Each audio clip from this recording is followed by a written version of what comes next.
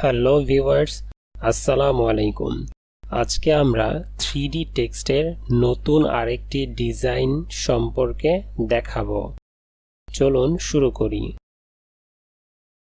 প্রথমে আমি একটি রেক্ট্যাঙ্গেল নেব,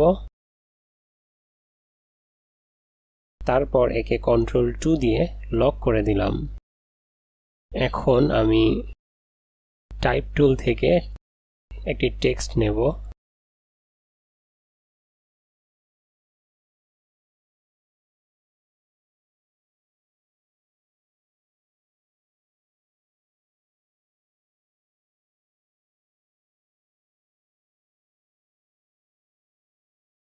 দেন আমি এদেরকে কিছুটা বড় করব। তারপর আমি দুইটি রেক্ট্যাঙ্গেল নিব আবার,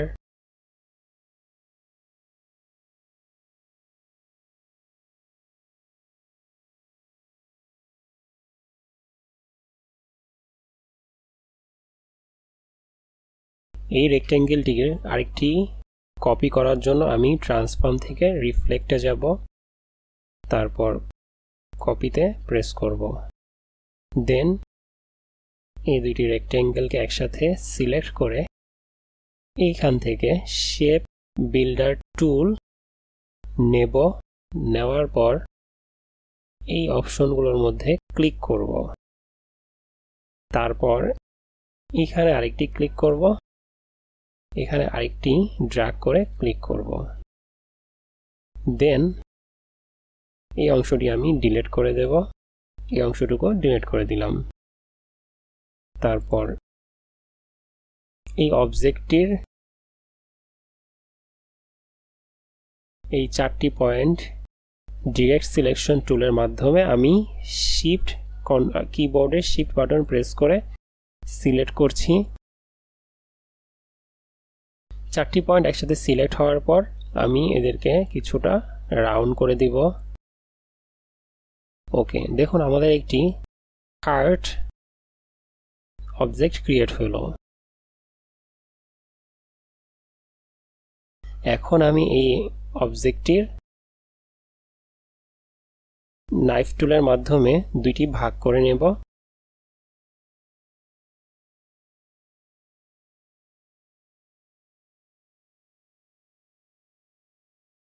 তারপর এই অবজেক্টটি সিলেক্ট করে শিফট বাটন প্রেস করে এই অবজেক্টটিও সিলেক্ট করব। দেন কিবোর্ড থেকে কন্ট্রোল অল্টার সি প্রেস করব। সেম একই রকম ভাবে এই অবজেক্টটি সিলেক্ট করব, দেন এই অবজেক্টটি সিলেক্ট করে কিবোর্ড থেকে কন্ট্রোল অল্টার সি প্রেস করব। তাহলে আমার টেক্সট অবজেক্টগুলো এই অবজেক্টের ভিতরে এনভেলপ হয়ে গেল। এখন আমরা যেটা করব সেটা হচ্ছে এদেরকে আমি এক্সপ্যান্ড করে নেব।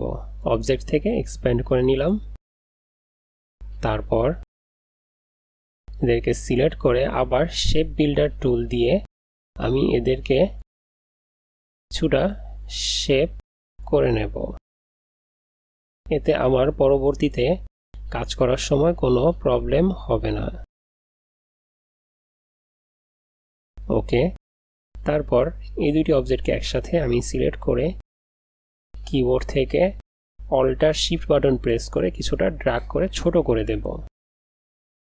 তাহলে আমার সেম পজিশনে কিছুটা এটা ছোট হবে। তারপর একে আমি কিছুটা বড় করে দেব।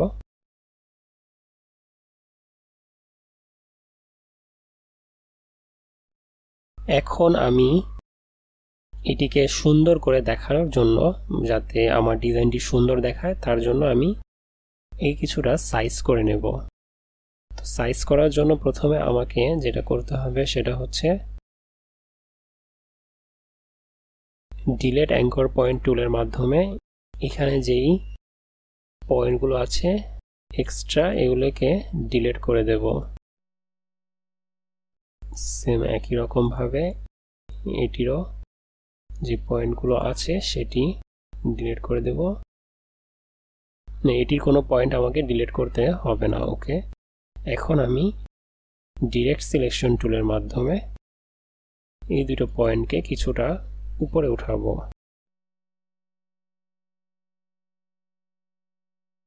সেম একই রকম ভাবে এই দুটো পয়েন্টকে আমি নিচের দিকে কিবোর্ডের অ্যারো বাটন প্রেস করে নিচের দিকে নামিয়ে নিব।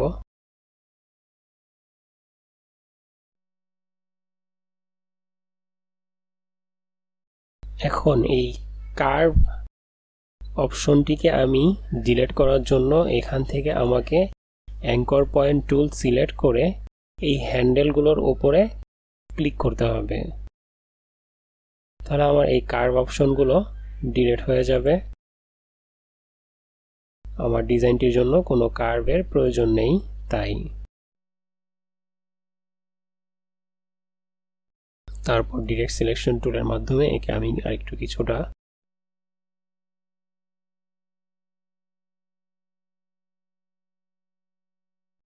ওকে।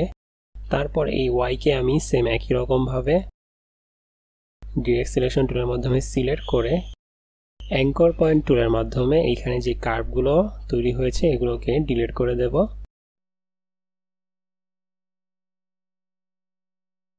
অ্যাঙ্কর পয়েন্ট টুলের মাধ্যমে আমি পয়েন্টগুলোর উপর ক্লিক করলে আমার কার্ভগুলো ডিলিট হয়ে যাচ্ছে যে হ্যান্ডেলগুলো আছে সেগুলোর উপর। তারপর ডিরেক্ট সিলেকশন টুলের মাধ্যমে আমি এই পয়েন্টকে সিলেক্ট করব আর এই পয়েন্টটিকে সিলেক্ট করে কিছুটা উপরের দিকে উঠাবো এর সাথে মিলানোর জন্য। তারপর শুধু এই পয়েন্টটিকে ক্লিক করব।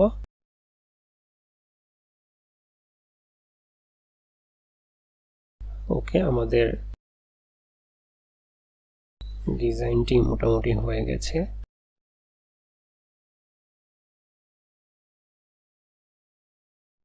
তারপর এখানে যে পয়েন্টটি আছে এটি আমাদের প্রয়োজন নেই, এটি ডিলিট অ্যাঙ্কর পয়েন্টের মাধ্যমে আমরা এটাকে ডিলিট করে দিলাম।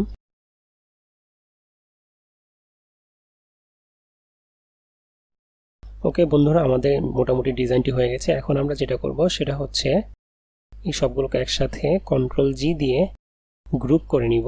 তারপর এই অবজেক্টটিকে কন্ট্রোল সি প্রেস করে কপি করলাম। দেন কিবোর্ড থেকে কন্ট্রোল শিফট ভি প্রেস করে সেম পজিশনে আরেকটি কপি করলাম। দেন আমাকে অল্টার শিফট বাটন প্রেস করে একে ড্র্যাগ করে কিছুটা ছোট করতে হবে। তারপর এই অবজেক্টের উপরে আমি ব্যাকগ্রাউন্ডের কালারটি দিব। ওকে, এখন আমি এই অবজেক্টটিকে অ্যারেঞ্জ সেন্ড ব্যাকওয়ার্ডে পাঠিয়ে দিব। তারপর এই দুইটিকে একসাথে ব্লেন্ড টুলের মাধ্যমে আমি ব্লেন্ড করে নেব। তারপর এইখানে যে ব্লেন্ড অপশন রয়েছে এখান থেকে আমি এর স্পেসিফাইড স্টেপসটা বাড়িয়ে দিব। আমি 500 দিচ্ছি। এখন আমি আমার এই অবজেক্টটির উপরে ডাবল ক্লিক করে আমার উপরের প্রথমে যে অবজেক্টটি আছে তার কালারকে চেঞ্জ করে দেব। ওকে, তারপর ডিরেক্ট সিলেকশন টুলের মাধ্যমে আমি উপরে যে সারফেসটি আছে এটিকে সিলেক্ট করব। কিবোর্ড থেকে শিফট বাটন প্রেস করে আমি সবগুলোকে একসাথে সিলেক্ট করে নিচ্ছি। দেন এদেরকে কন্ট্রোল সি দিয়ে কপি করে সেম পজিশনে আবার রাখার জন্য কন্ট্রোল শিফট ভি প্রেস করব। তারপর এদেরকে কন্ট্রোল জি দিয়ে গ্রুপ করে এর কালারটাকে আমি চেঞ্জ করে দেব।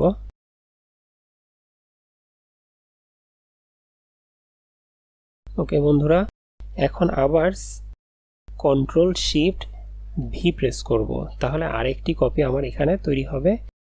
এর ফিল কালারটি আমি অফ করে জাস্ট শুধু স্ট্রোক কালারটি রাখব এবং স্ট্রোকটাকে আমি 2 দেব।